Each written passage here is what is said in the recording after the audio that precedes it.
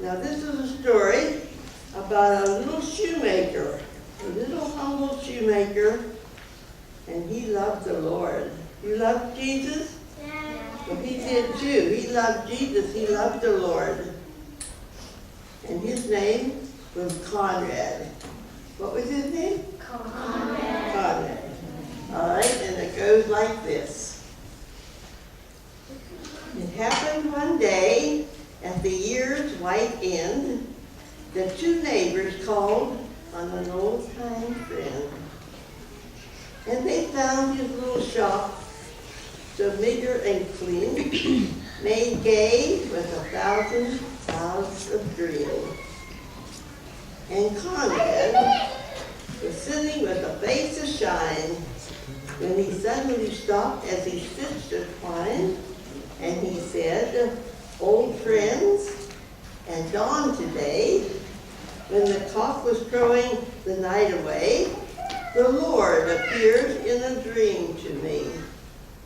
And he said, I am coming, your guest to be. So I've been busy with feet astir, strewing my shop with branches of fir.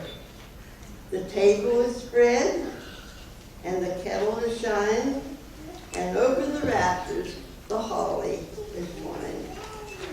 And now I will wait for my Lord to appear." And he listened closely so I can hear his steps as he comes near my humble place. And I open the door and I look into his face.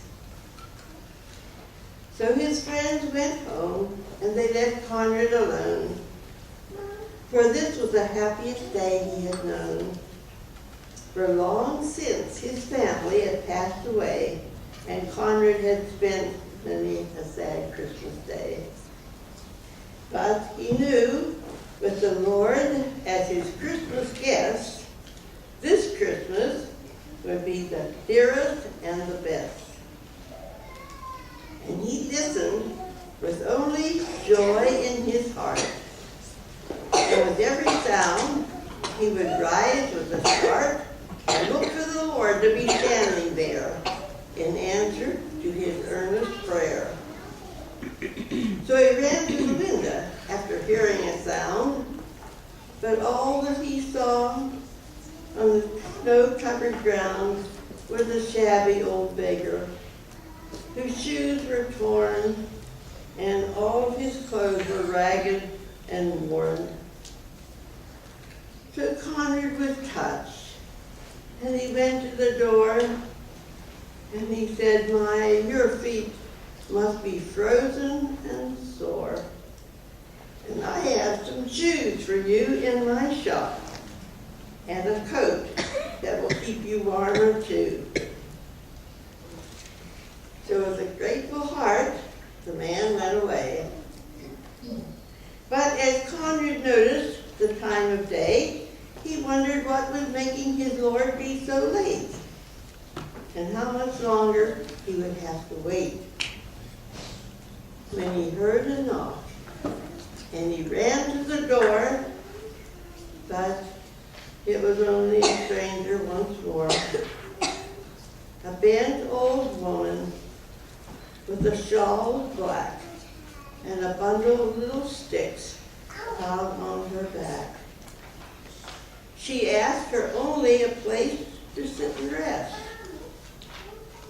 but that place was reserved for Conrad's great guest. But her voice seemed to plead, "Don't send me away. Let me rest for a while on Christmas Day."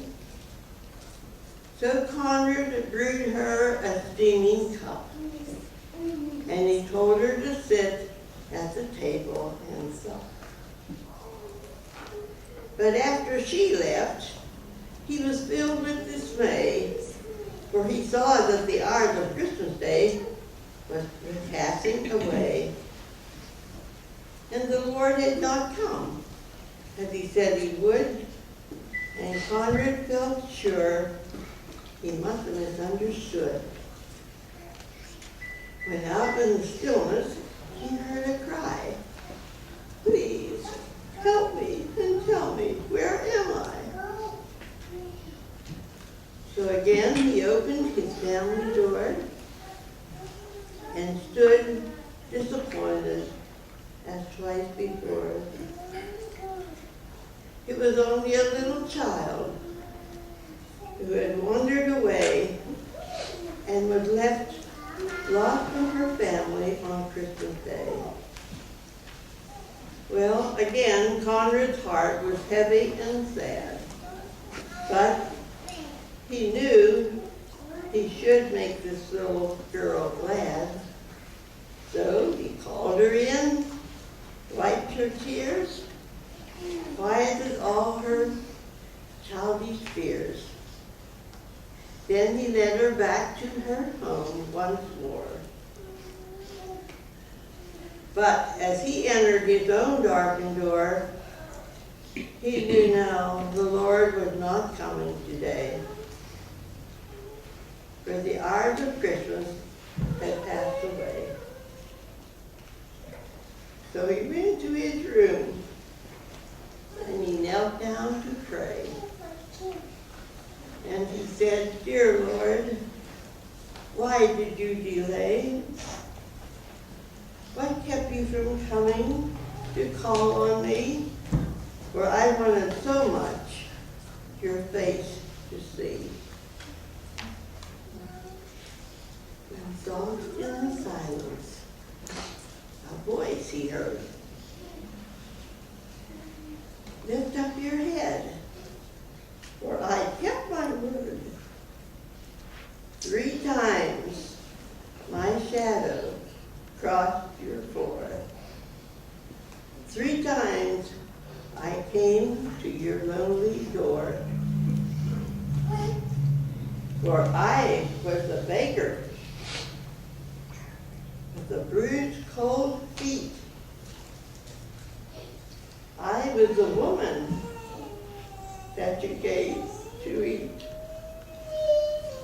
And I was the little child on the homeless street. 3 times I knocked, and 3 times I came in,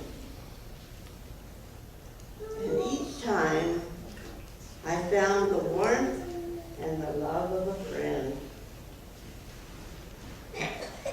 Of all the gifts, love is the best.